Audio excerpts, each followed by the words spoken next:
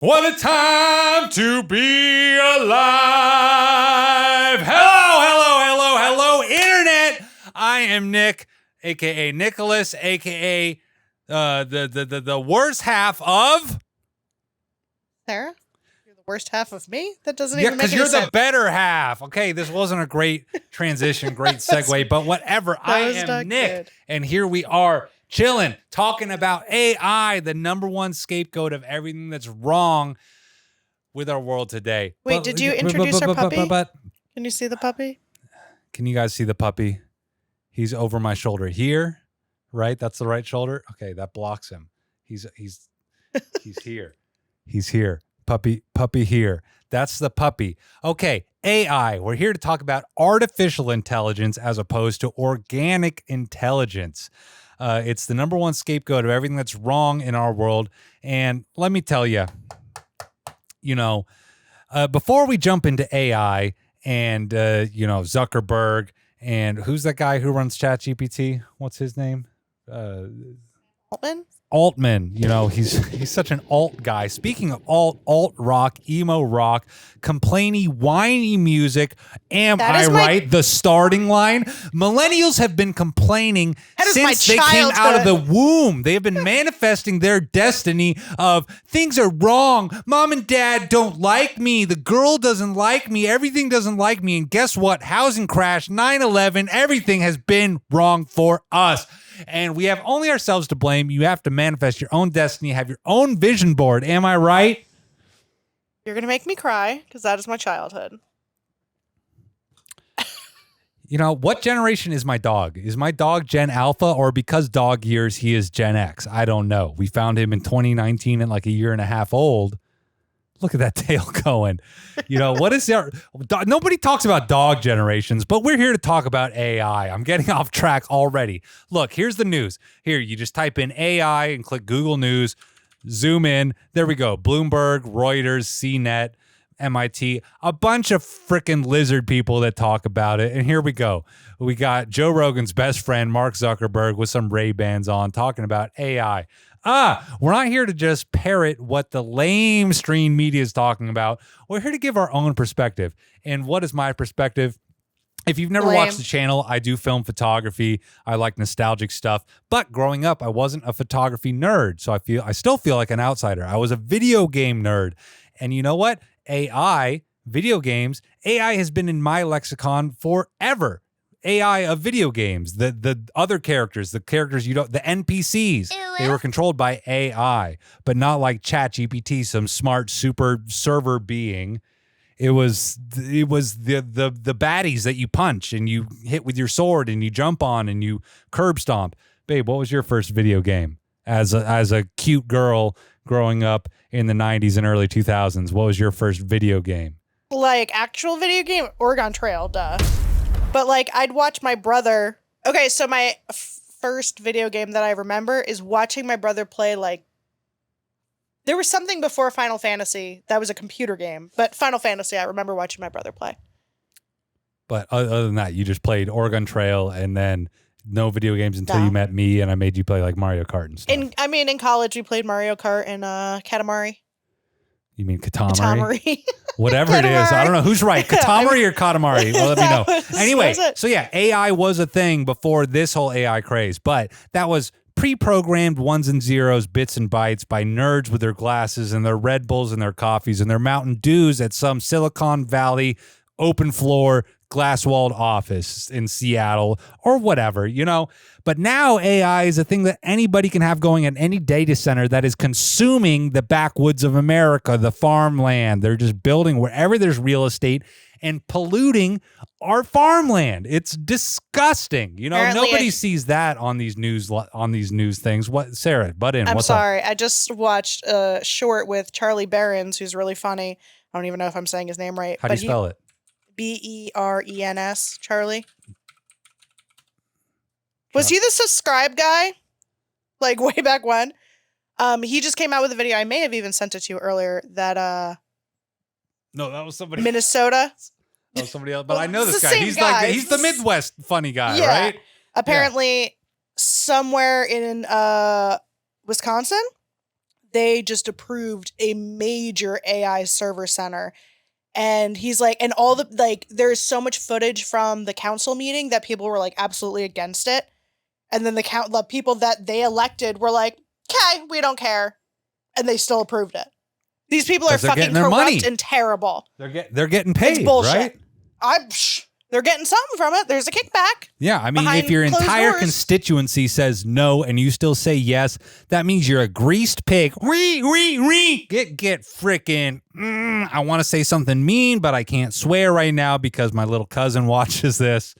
And hey, anyway, yeah. AI, it's political. It's become political when it used to just be the bits and bytes, the ones and zeros on your video game fighting back against you to make it less boring. It started off as the other Pong bar going up and down, and now it has turned into this. Your number one can't live without a personal assistant, ChatGPT, who tells you everything you need to know. And also, if you didn't know, eating up the farmland, polluting water supplies, just eating all the energy. And you know, there was a data crisis before we even had to feed these machines every single bit of humanity, like to the nth degree of every example of cat pictures, of memes, of whatever, anything you can imagine. There's people saying yes or no to these things to train these models to do certain things. And it's sad. But bringing it back to the whole video game thing, okay? Like there's a reason I brought up my nerdy past with Nintendo and Zelda. It's because, let me sneak back. If you guys haven't seen Dr. Carrol John Alpha, what a time to be alive, 2-minute papers, amazing channel. He is always reporting on the bleeding edge of computer science. And even before AI and language models and all that was a thing, he was going over the bleeding edge of simulation physics and stuff like that, like just what we can expect out of video games from the next 10, 20, 50 years. 50 years, you can't even imagine. Like, it's crazy that a lot of these leaps he's reporting on are happening within month timelines. You know, like, do you remember the first time we heard about it? DALL-E. That was a thing. Like, oh, computers are able to take text and spit out a picture, right? Yeah, and I just remember being on a wait list. I don't think I ever got an email saying that I wasn't on a wait list.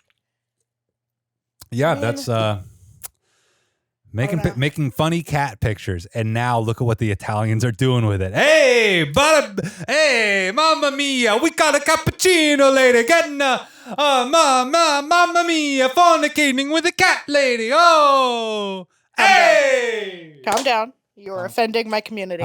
Second of all. Hey, I'm an honorary Italian. I might be a mutt, but come on.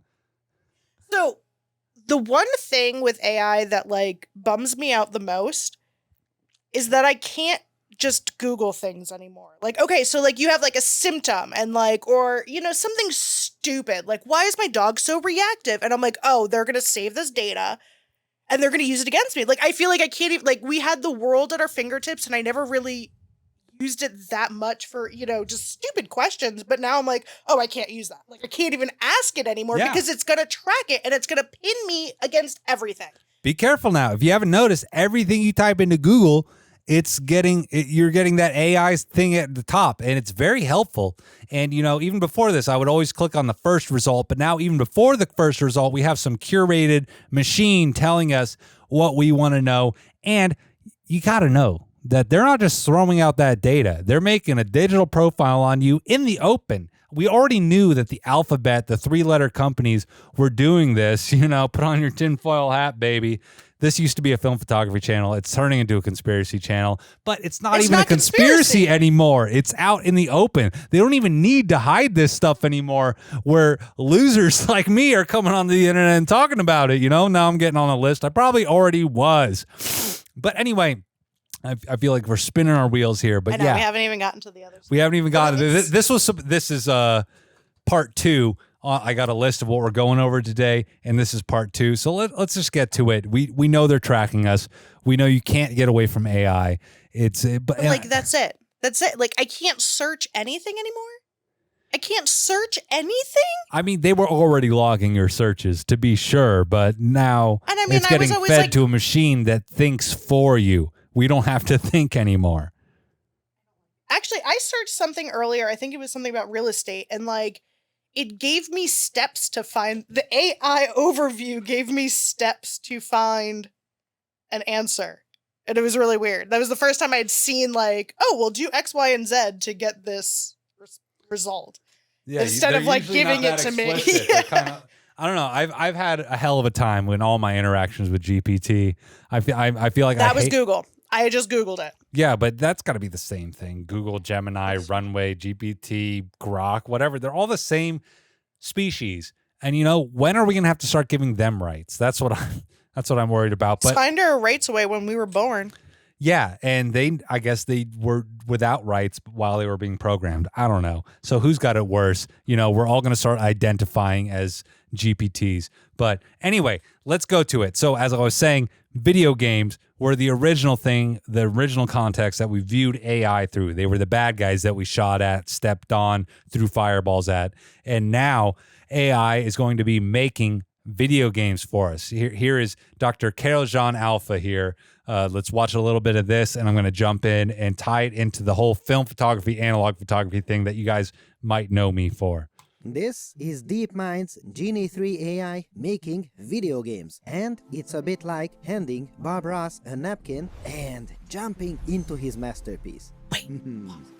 Sarah's got something to say. Just say she saw Bob Ross and she's like, whoa, wait a sec. Did you guys ever see that documentary about Bob Ross? How the family just exploited the living shit out of him? Hey, stop swearing. I don't want to have to I'm sorry, censor don't all listen these. to me. It's okay. But yeah, that like everything you see that has Bob Ross on it, like, has just been exploited and stolen. And it's the saddest thing in the world for someone who did so much good in the world. And that's what we're going to be losing out on. Like, I feel like this is what people are going to be yearning for, is the human spirit, the humanity, the soul from artwork that is definitely not in the Italian brain rot. It's definitely not in any of the stuff that's getting just like formulaically pushed out. Even before AI, there was already a soullessness to social media. And it's getting compounded and exponentially increased with this accessibility to any type of visual you could imagine, you know, with however many words you can string together into a coherent prompt. But yeah, and now somebody as beautiful as Bob Ross, you know, he was already turning in his grave with what they've done with this legacy and slapped his face onto products. But yeah, and it's just getting worse. What a timeline we're living in. What a time to be alive. Am I right? You know what? The next time I go to a thrift store and I find a Bob Ross, like an old school VHS, I need to buy it so that I can sit there and paint little happy little clouds and happy little mistakes and just have his like calm, serene, like everything is okay and the world is not imploding. Because that's what it feels like. And that's why I feel like I'm still positioned well as a content creator, because I work with analog mediums like film photography. Look, I'm not ruining this. This is my dummy role. I use it as a prop in all my videos. But my photos! Film photography. Photography used to not be a thing you could do with your cell phone. You used to need a camera that you could run this through. This is film. They used to run it through movie cameras. You know, and it's a chemical process. There's no way to like fake it in the ways they do. Disney faked it. They would have to paint onto glass plates and aim their camera through it. That's how you would fake stuff back in the day. But anyway, we're just going through a whole rabbit hole. But people yearn for analog and just slowing down in realism. But I got to warn you, I'm kind of the ADD brain rot version of the analog guy. I don't slow down and give you guys chill hip hop beats to study to. If you're interested in film photography stuff, just be warned that I'm not just going to chill you. I'm also going to give you a laugh. And, you know, anyway, if you're on the spectrum, you'll probably like me. Anyway, let's get back to Dr. Carrol John Alpha here. What a time to be alive. 2-minute papers.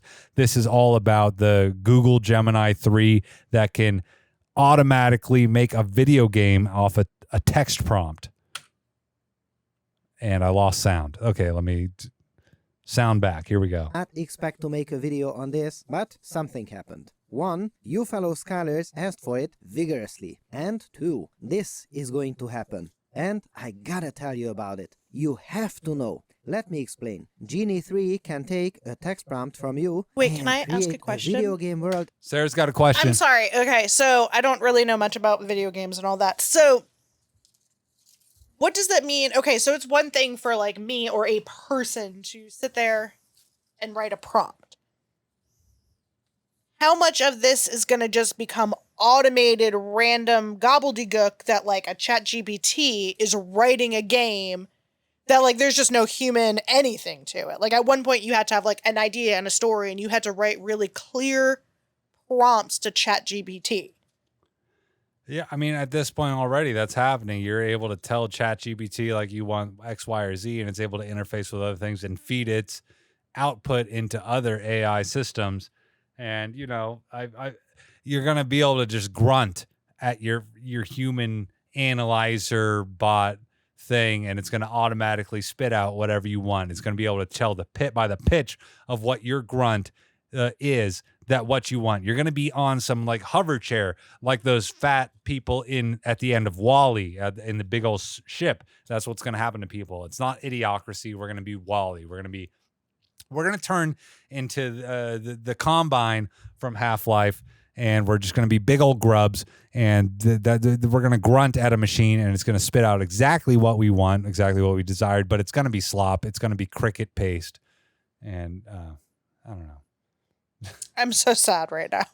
Yeah, I'm sad too. By the way, did you guys know that real estate prices are rising a little less slowly than they were before? It's going to be a buyer's market.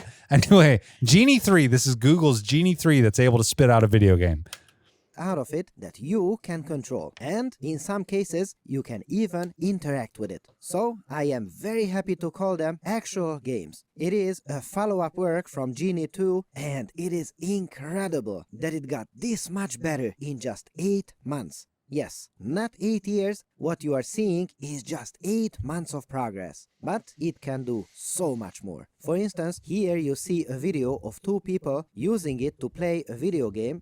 Wait a minute. What? This is... That's video gameception. This blew my mind. Did you see that, babe? Yeah. 2 people playing a video game. You thought it was real footage? No, you're watching.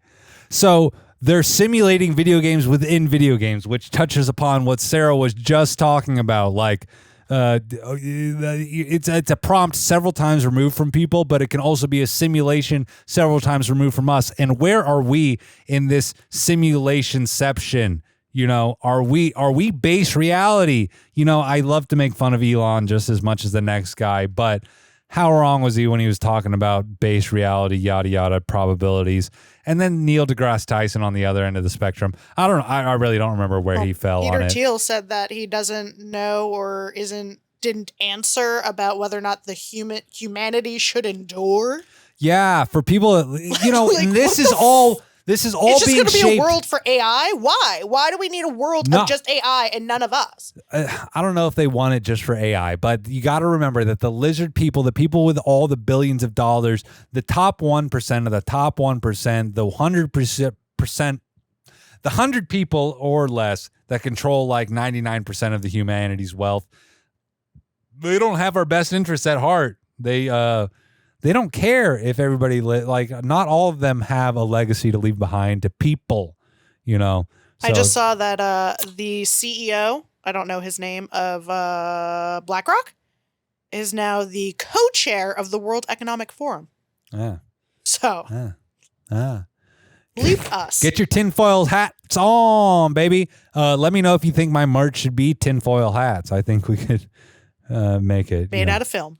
Made out of film. Made out of space blankets, really, probably. Anyway, let's keep moving. You know, I'm not trying to be a negative Nancy over here. This might end up being our longest. No, I'm good for now. This might end up being our longest podcast so far because we keep getting stopped, but there's so much we can say about this because I think it's like a global universal struggle we're all dealing with.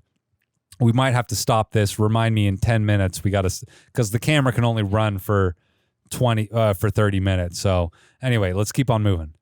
This is not a video. This is a video game within a video game. Exactly what I was saying. It's Inception, baby. Genie 3 can do that too. Wow.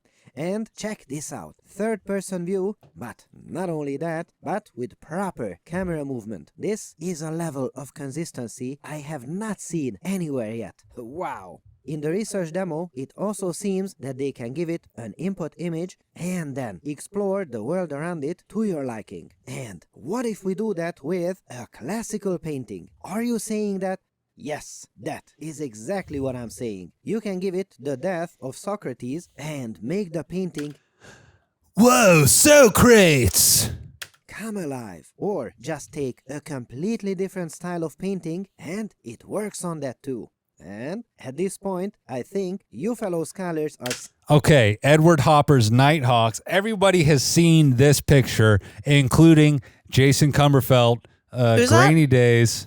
I don't know who that is. You don't know who that is? Well, that's a small-timey YouTuber. He's got more subs than me, but, Would I have seen his work anywhere? You might have seen his work at a Leica showing in Germany. He's a cool guy. I got to meet him in Austin, Texas. I don't think I ever met him.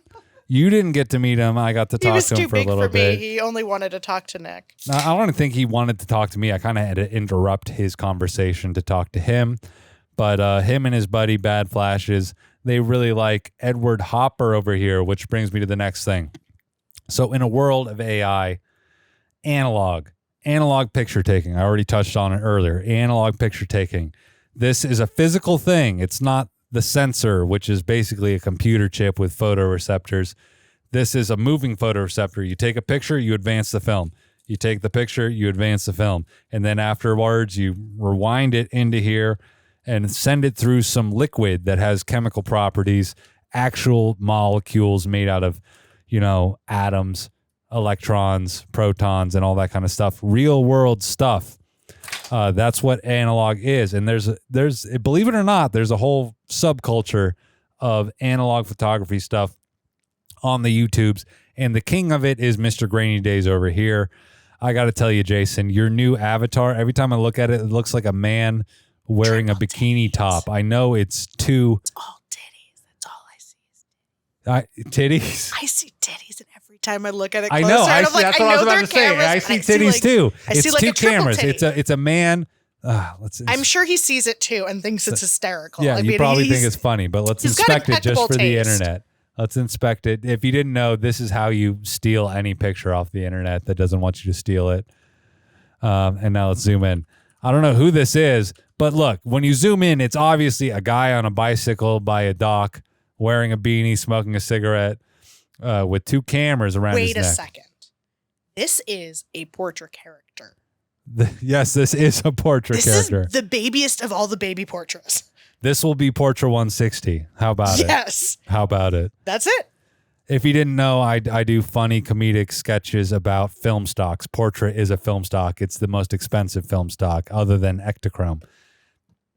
Anyway, now that we've deep dive analyzed his avatar picture, let's close this. That's GrainyDays. And GrainyDays is inspired by Edward Hopper, who we were just looking at. Nighthawks, that's a famous painting of his. He did these blocky, minimalistic kind of like photos. Not blocky. Get the fuck out of here. They're human. I'm saying scenes. They're it's a blocky though. Time with beautiful lighting. Edward Hopper is incredible. There's a lot of contrast, is what I'm saying by blocky. Yeah, whatever. We're allowed to disagree.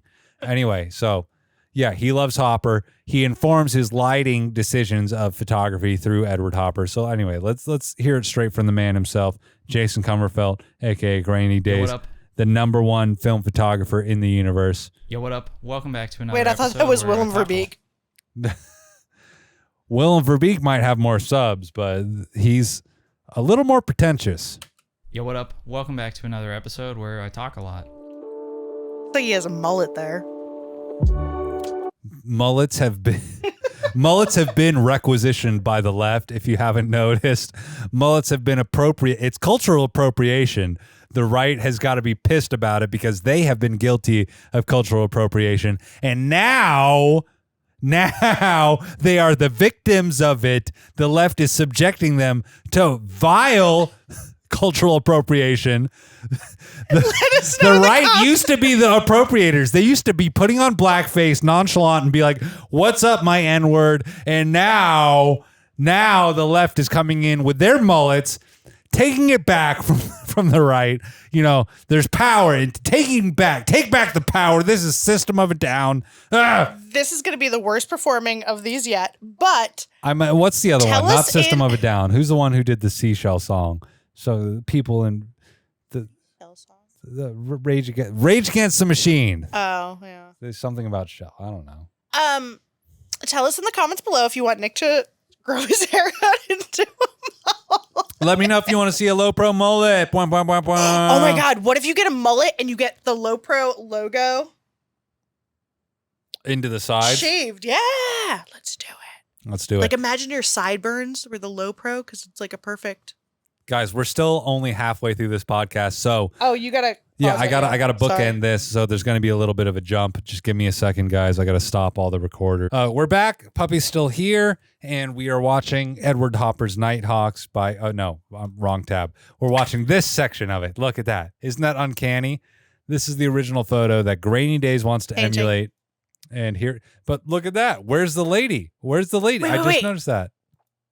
There's the lady. What happens to the lady? 2. And at this What is point, with that I sign? think you fellow scholars are seeing that this is going. Look, the lady disappeared. Did you see that? I can't really see. Look at this. So the computer couldn't keep the lady, even though she's the most prominent part of the picture. think you fellow scholars are seeing that this is going. She's gone. She's Lady in the red dress. yeah. Look at the left of You the fellow screen scholars over are here. Seeing that this is going. She disappears. So yes, you fellow scholars, Dr. Carrol John Alpha here. Give me a break. Computers are never going to take our jobs. Wah, wah, wah, wah. AI, get wrecked. Well, it was most likely An error. programmed by men. Programmed by men. So that's why the lady. History If is it was programmed written by men, that they want to get rid of women. if it was programmed by men, the woman in the red dress would come to the front of the stage, take off her red dress, No. and that's what we would have seen. In this time period, sir, Reddit face here, bitch would have been home in her kitchen. In her moo-moo. What is she? She's got to be a lady of the night. Nighthawks. She's a night hoe. Okay. Anyway, back to Jason Cumber feelings.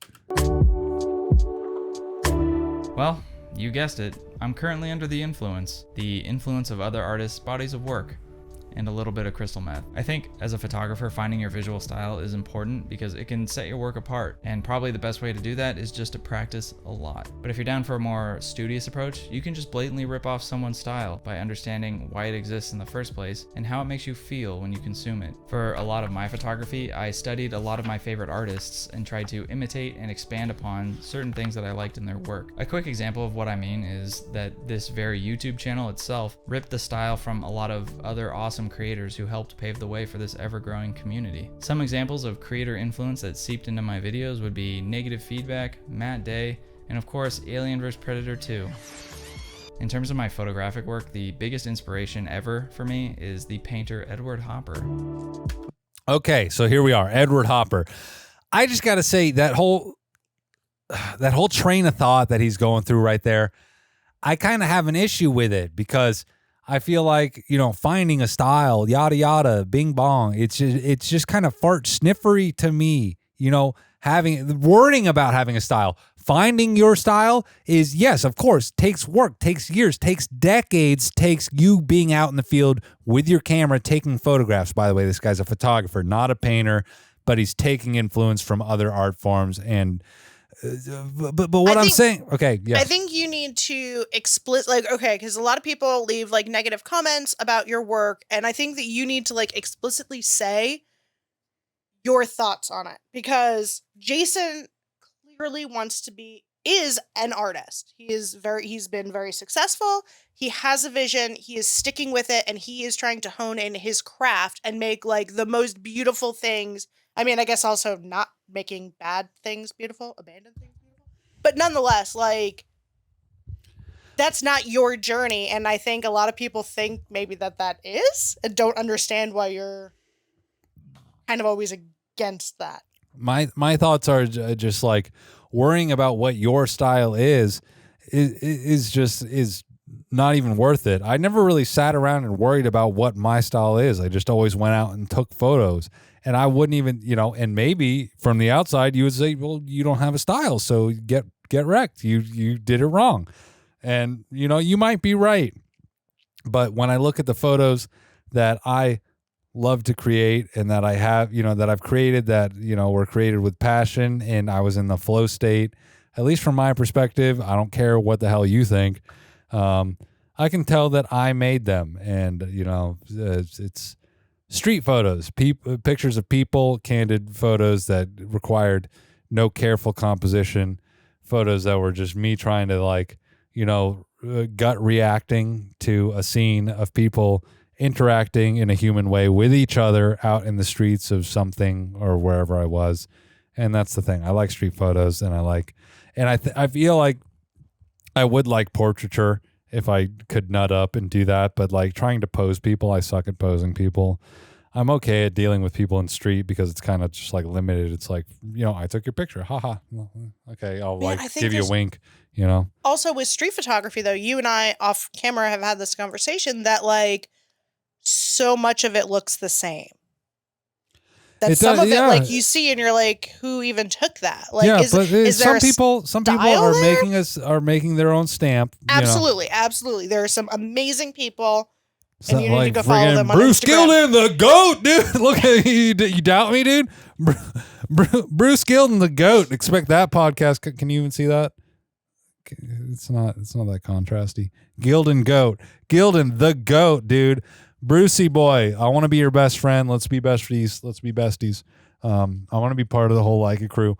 But not just him. He's in his, I don't know how old. He's super old now, but other people my age and younger, that Russian guy, I think is Miko. I forget. Misha. I think he's Misha. Misha. He's a lot younger than me, probably. He looks like a baby face, right? And then Trevor Wisecup.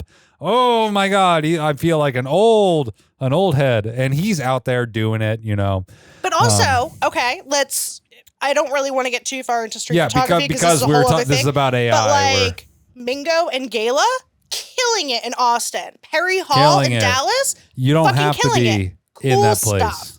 You don't have to be in New York City to be a street photographer. Mingo, do we even know his last name? We don't even know his last name. Yeah, but I'm not gonna.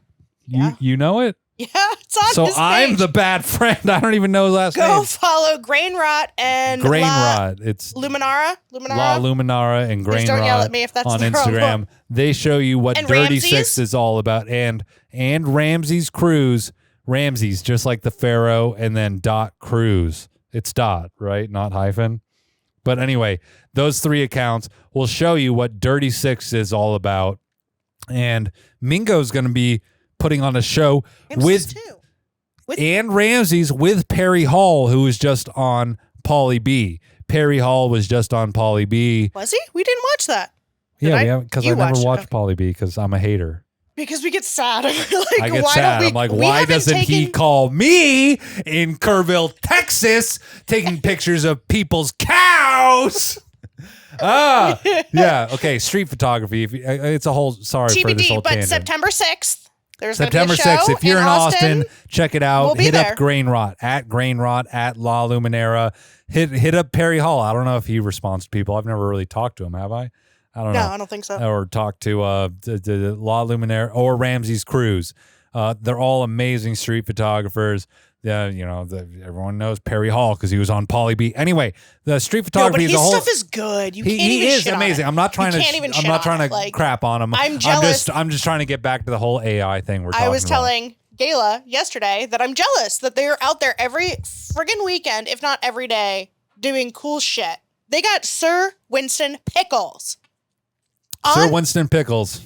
If you guys don't know, I love Kill Tony. If you don't like Kill Tony, then unfollow my channel, I guess. I don't know. I love that. I love comedy. I love dangerous comedy. I love offensive comedy. And that's just me. I'm sorry.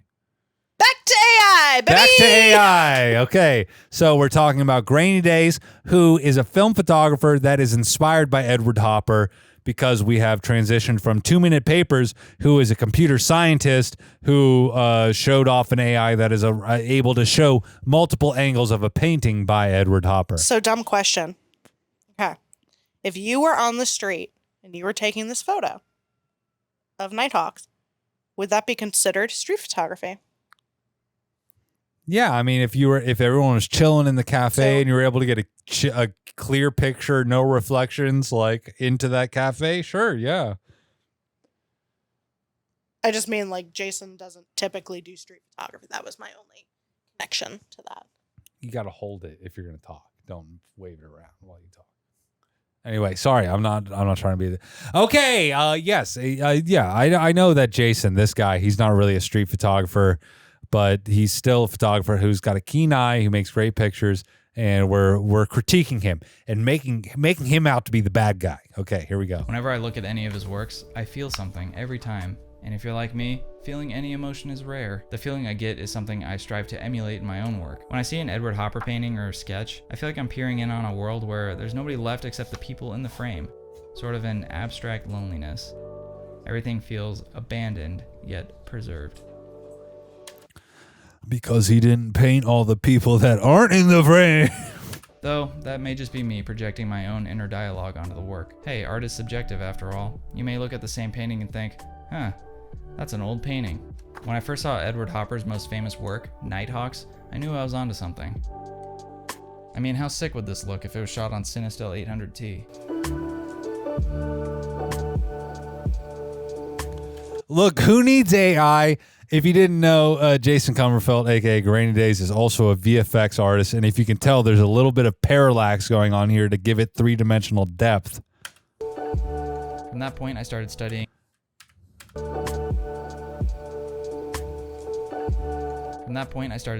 everything I could about Hopper's work, but from a photography sense. For example, if his paintings were photographs, what does he expose for? How does he frame his compositions? And more importantly, what does he put in his compositions? On a more fundamental level, I noticed about 100 things about Hopper's style, besides the fact that he likes painting gas stations, which I enjoy photographing. Perhaps Edward Hopper and I would have been homies. The first thing I notice in his work is the lighting. Lighting is a key factor in any of his paintings, and I personally think this alone is what creates the mood of any body of work. The lighting is always at an angle, and in terms of tone, it's very early morning or evening light colored. Anyway, so this leads me to the next point. Is AI just the next thing, or is it the end of creativity? Is it the end of us? You could make the argument that, okay, well, all of us creatives just have to transition into being better prompters.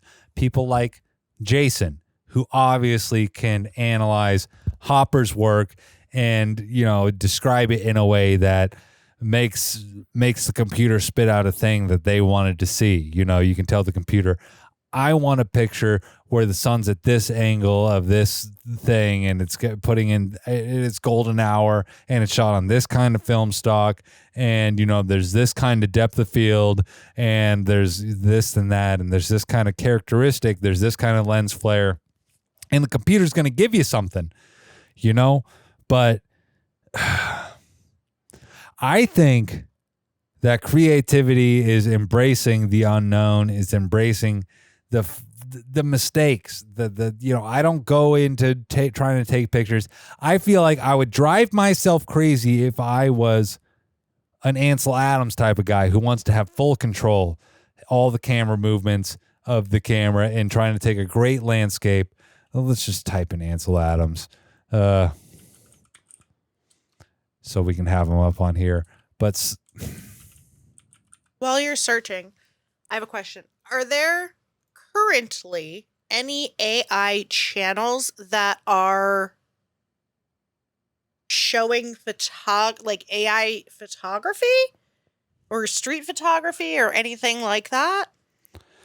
If there are, please let us know. I'm curious. Yeah, hit us up in the comments below if there's anybody that's taking AI photography seriously. We'd like to know. But here we go. Here's Ansel. Frickin' open image, a new tab. Bing bong. There we go. The GOAT. This is the guy that he would take every element of his frame seriously, while I would rather just try to capture a moment rather than worrying about all the nitty-gritty details about depth of field and camera movements and all the particulars of exposure. I'd rather let the camera think for me and try to just frame up something nice relatively well. Excuse me, that's going to get bleeped out. But I'm the opposite of this guy. I don't want to care about all that. I don't want to care about the character of my image. You do. Yeah, I care about it, but not in the fact that I'm actually going to strive to do it, because I feel like that's going to drive me but you do crazy. it in a different way. Street photography is done in a different way. So instead of having a landscape that's still and the light is constantly moving, you have people that are constantly moving, but specifically with a flash, you are focusing the light. So it's kind of the opposite. I've never heard it put that way, but that's kind of nice. Street photography is the opposite of landscape photography. You are the sun in street photography if you're going to do the strobe stuff. I don't always want to do the strobe stuff. I like doing natural light too, but lately the only time I've been able to shoot street, it's at night and I need to have a strobe. Here's some examples of our pictures. Look at that. Wow, that was beautiful. This is beautiful. That's beautiful. Anyway, I get your point, and that's definitely a good point. I love you. But yeah, back to AI. I mean, you can make the argument that yes, all us creative people just got to get better at telling computers to make the picture we want to see. But it's the things that you can't account for, I feel, that make the picture for me. It's that feels so pretentious to say. Say it again. Say it again. She said it's all the things you can't account for. It's all the things you can't account for that make the picture for me. And that sounds so pretentious to say. It's like, Nick, just embrace the fact that I'm a pretentious asshole. Is that what you want to say? No, I'm not saying that you need to be pretentious. I think that there's a point that we do really care about our work as photographers. And the more that I've been we haven't shot since the horrific thing that happened here. And we expected it to be like a weekend and a summer of rodeo and big concerts and cool things happening in town. Yeah, the big rodeo hall here got flooded too. So we weren't even able to go shoot the rodeo here this year. So. Yeah, and it's just everything, as everyone knows, is very expensive. So to spend a weekend in Austin is just way too expensive. An Airbnb is $500 for a night or two. You know what I mean? It's just too much money just to go shoot. And I think personally, seeing a lot of things that people are doing, and especially on Instagram, that you and I were never social media people. We didn't post on social media. We never, nothing. And now that we have this community, we're seeing just the cool things that people are doing. And I care about my photography now that I'm man, I really need to go through the last 4 years of work and share my street stuff because no one's really seen it. The stuff on my Instagram, at least, are very old, when we first started, and none of it's street. Yeah. None of it's my good stuff. And I care all of a sudden, and I think you try so hard. You are the fun guy, and there's nothing wrong with that, but call me a mushroom. I'm the fun guy. But you care about your artwork. Yes, I care about my artwork too, but I try to be the anti-pretension. Did you guys guy. know that Nick went to art school?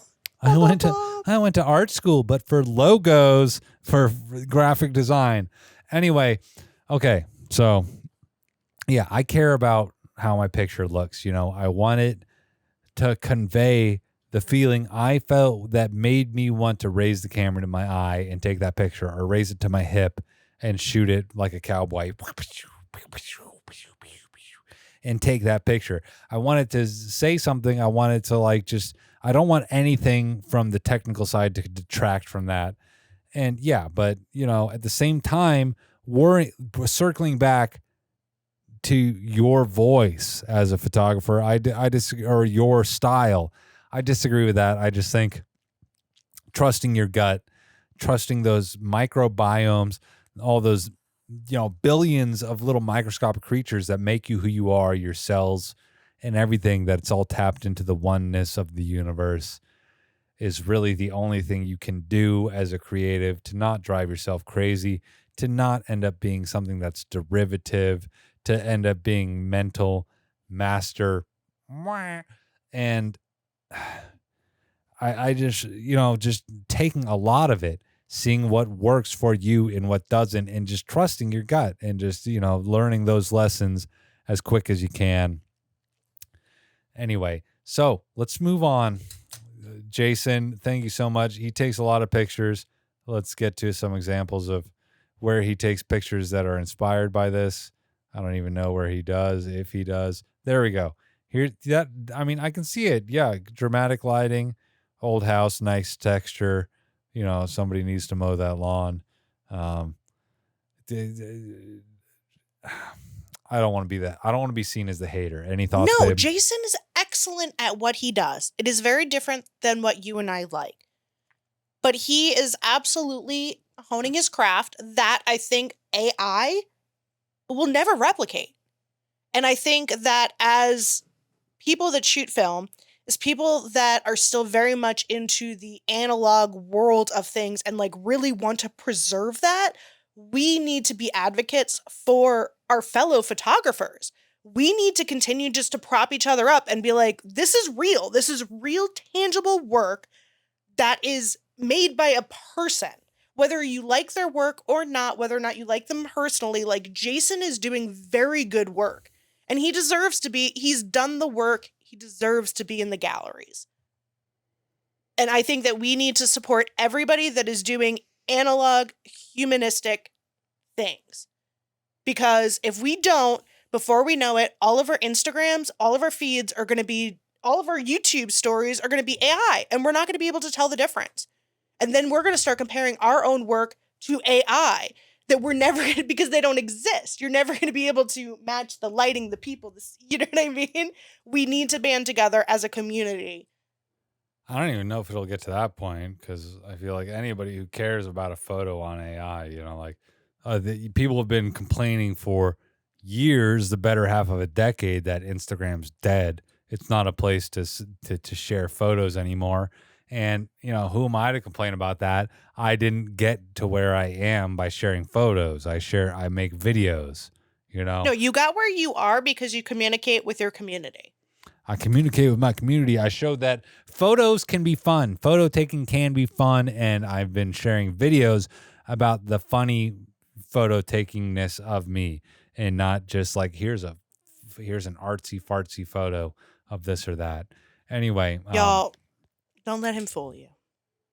We're gonna show some of Nick's artsy fartsy photos right now up on the thing. Artsy fartsy photo 1, artsy fartsy photo 2, artsy fartsy photo 3. Okay, which is your favorite farty photo? Which is your favorite one? Let me know. 1, 2, 3. I guess I gotta make a note that I have to edit this part of it. This is supposed to be LOPRO Uncut. If you haven't seen my channel before, I usually do a lot of editing on these videos, but these podcasty things are supposed to be like an outlet to share stuff without any editing, just stream of consciousness stuff. But you still edit the background into the green screen so people can see your thing. Yeah, so but we're right just now gonna it's pop just up. like Jason's photo right here. So like, yeah, I will find 3 photos. We'll pop them up. We'll pop them up. Don't worry about it. Okay, so next part. I think that's it. No, I also have a little bit more that I want to talk about. You want to go through that whole list? It's long. It's long. What list? What are you talking about? Yeah, the Y files. I want to touch on that for the end of Wi-Fi. Okay, let's take we're going to do one more little break because we're getting 6 minutes close to the end line, to the break line. Okay, we'll be right back. Okay, here we are. We're back. I started the cameras again, and Sarah's gone. She took a little potty break, and there's one more thing I wanted to touch on. There's one channel that me and Sarah have loved for a while. It's the Y-Files. And there's one concerning thing pertaining to AI. If this is going to be my big old AI podcast, I felt I had to include it. the Y Files. They've been making content since how long? 4 years ago is the oldest video. So that's, about as long as I've been shooting film. And he has totally embraced AI. And he, the latest video that he put out, it kind of unnerves me about the future of AI and content. But I feel like I'm still positioned as like the analog guy, the analog bad boy. That's what I'm trying to be. I'm trying to be the analog Matthew McConaughey over here. Hey, I got some boogers. Whoa, isn't that cool? Whoa. That's Alex. Alexander Just. Anyway, what are you doing? You're making all this noise over here. Sarah is giving puppy nugs to the puppy. Go check out my first podcast if you want to know about puppy nugs. Get in on the ground floor. Anyway, so yeah, Y Files. He's a great conspiracy theory and just weird stuff channel. I'm recording on all the things, right? Okay, cool. And this is his latest video. Billy, check the path of 2004 MN4. It's all AI. Look at this. I mean, not the whole thing. He has talking head segments, but he's been doing AI footage for a while. And I've been fine with AI generated video in channels I like, but when they start doing audio, AI generated audio to go along with it, I'm kind of like freaking weirded out. Look at that. They can't even get the NASA logo completely right, which is, that's fine. I'm not worried about that. But just the fact that, he's in a position where he's making money now. So if he's really worried about having this cinematic quality to it, I kind of feel like pay some freaking people. It might go to some drug addicts, starving artists, people, actors that want to be on screen. I don't think pay it that's forward. Fair. I don't think that's fair. I think he probably has a very dedicated team. And I think that his massive audience is requiring more and more and more and more. And you can only do so much. But I think his audience would be happy with him using stock footage and whatever to explain what he's talking about. Like, I agree. Coming from my perspective, I'm having to film videos and make pickups and B-roll for concepts that are very niche.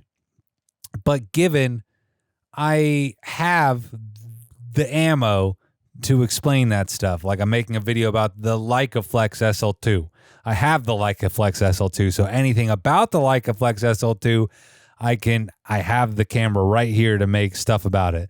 He's talking about asteroids coming to hit the Earth and the possibility of that and what could happen. So of course, he's going to have, he's either going to have to hire a camera crew and actors and VFX teams, and that money starts getting out of hand. I get it. But you know what? At the same time, does he need all that production quality? Like, he hit a big upturn in viewership before this whole AI thing, I'm pretty sure. And I don't think they were demanding him to have this kind of production quality. Let's just watch a little bit more of it. Are you seeing this? Hang on.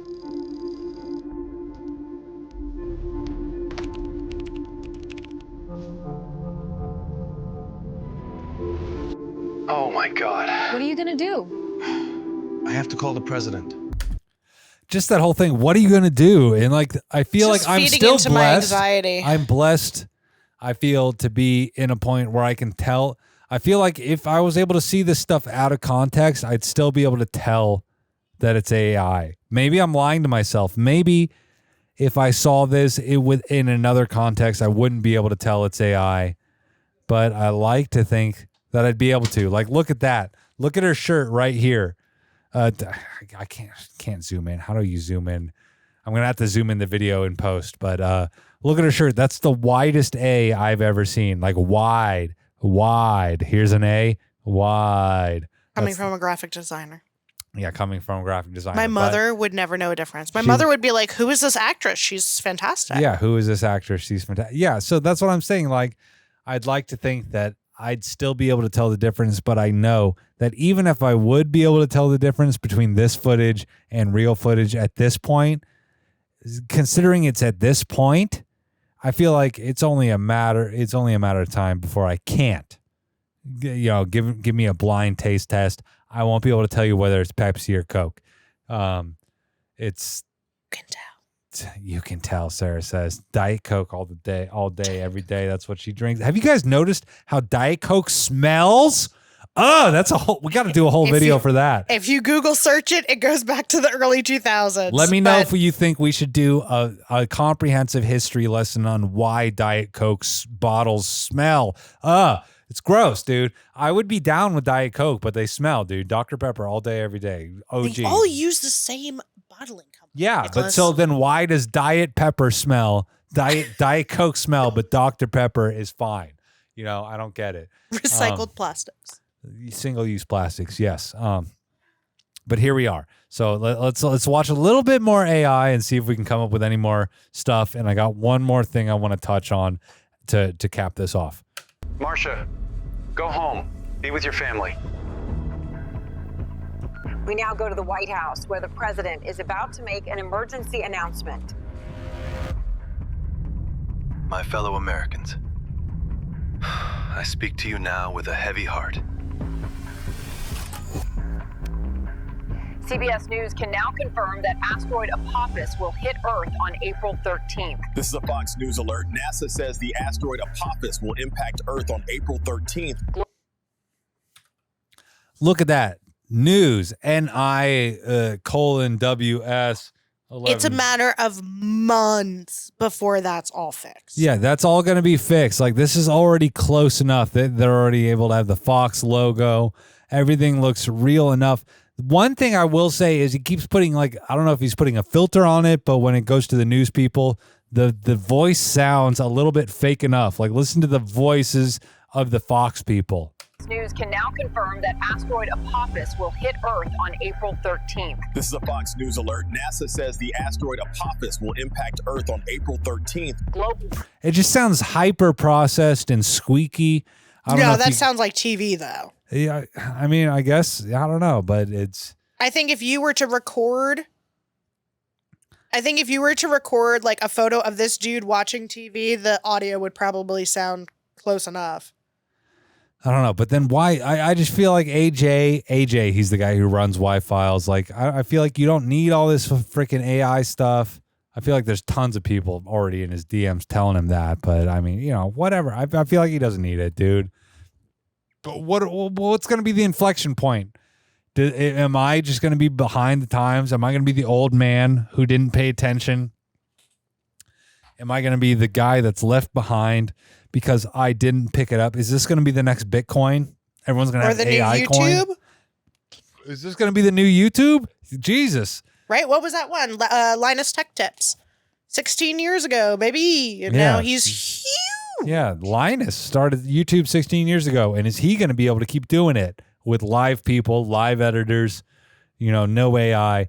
Is just straight to AI to some other streaming service going to be the thing? Who knows? I feel like we can hardly imagine the world we're going to be living in. All this stuff of watching things on a screen is going to probably feel archaic. It's all going to get implanted right into our brains, neurons, whatever. It's going to just talk right to this. It's going to be some little brain thing that it's not even going to be 2D anymore. It's going to be all enveloping, totally immersive. The whole Ray-Ban big screen, whatever meta glasses, Apple Vision, whatever. Imagine the street photography you could get with those things. You just need a look. Yeah, but that's at least super low res. And don't be sneaky with your street photography. I mean, you don't be a freaking little girly man about it. I was about to say a lot of other words. I originally started with my 135, and then I moved to my 85. Yeah, but there's nothing inherently wrong with getting long lens. And now I'm closer. Stuff. Yeah, and Sarah, it took a long time, and I'm still not super comfortable going out and flashing in front of people. What I should do is I should go flash myself and then get reactions. That would be good TV. I'm gonna flash. I'm gonna flash. I'm gonna flash you, internet. I feel like there's a thing with street photographers. They feel like if you ain't shooting wide angle up close, then you're not real. But I feel like that's bullshit. Because bullshit. that makes everybody's photos look exactly the same. Yeah. There's a look to the wide angle up close stuff. And a lot of people don't subscribe to that, but I feel like as wide as it gets is about 50, or as long as it gets is about 50 mil. And then I have some beautiful photos at 85 and 135. Yeah. Sarah's got a lot of good photos at longer focal lengths that, I feel like everybody wants to be Bruce Gilden or Misha. I don't want to be Bruce Gilden at all. I do. So I want to be Bruce. I want to be a cool kid from the Bronx, going down to the Jersey Shore, going to the Mermaid Festival, waking my puppy up, talking about this and that. I want to take pictures of athletes and freaks and other stuff, and that's what I want to do because I'm Nick LoPresti, and I take pictures, not AI. Anyway, that's okay. One more thing. We got one more thing to wrap this episode. This episode's about AI. It's not about street photography, but we keep making it about that. So because that's what we love. This one first. First one. Yeah, that one.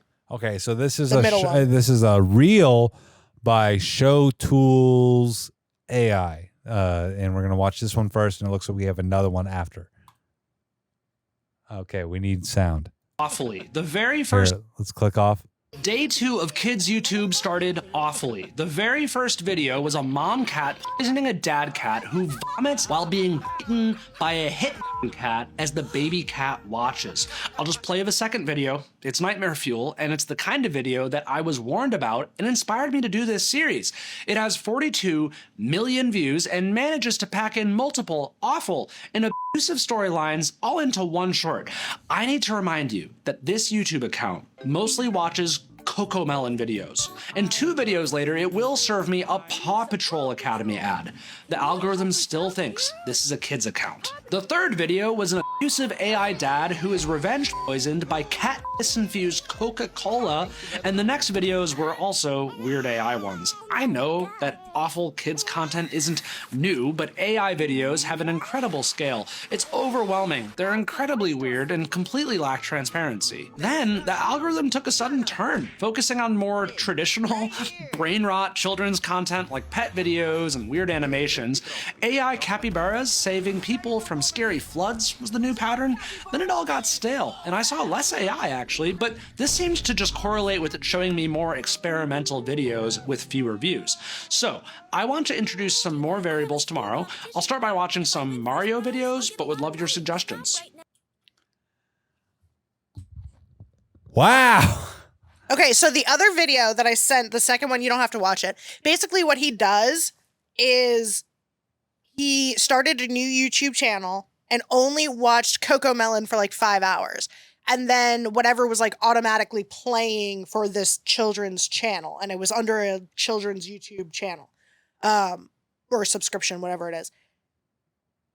And he could be AI. I mean, I think that that's a part of it. Is like he could be AI that is fueling parents to freak out. Because I immediately sent this to my brother and like, I'm worried about my nieces now, you know? But what the fuck? What? Yeah, the world we live in, I mean, scary stuff. Definitely a somber reminder at the tail end of this whole episode.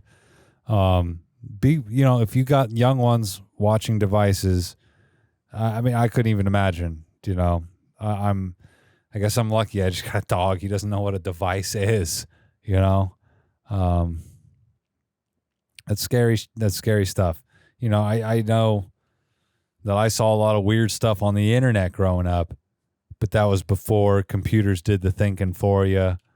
And it was just people you had to worry about. Yeah. Now you have AI that's interpreting messed up things that people have told them. Yeah, so it's... If you have children, tell them to pick up a film camera and stay in the tell analog him to pick world. up a film camera. Tell him to watch my skibbity riz videos about film photography. You're not even skibbity riz. I know I'm not skibbity. It's just a funny thing to say. Anyway, I do film photography. I'm Nick LoPresti. If you've been enjoying this conversation about AI, there we go. My name is on my shirt. That's why I have it there, because I'm talking about experimental stuff. I do film photography stuff. It's all on this shelf behind me. That's all film cameras and lenses. The film is in the freezer because you got to keep it fresh. And that's me, baby. Yeah, if you're worried about this stuff, so am I. There's a lot to worry about AI. Any parting words, babe?